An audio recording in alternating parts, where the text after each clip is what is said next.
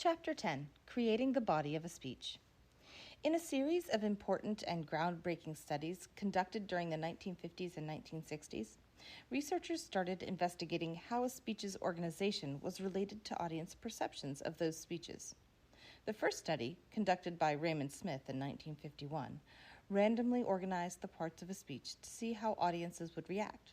Not surprisingly, when speeches were randomly organized, the audience perceived the speech more negatively than when audiences were presented with a speech with clear, intentional organization. Smith also found that audiences who listened to unorganized speeches were less interested in those speeches than audiences who listened to organized speeches.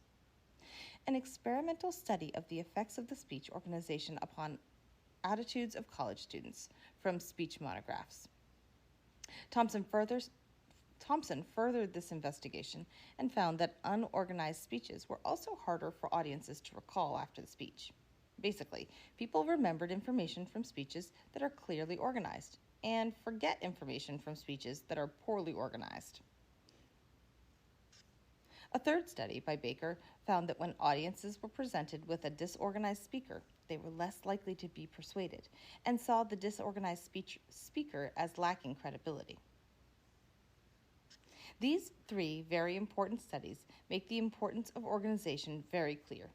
When speakers are not organized, they're not perceived as credible, and their audiences view their speeches negatively, are less likely to be persuaded, and don't remember specific information from the speech after the fact.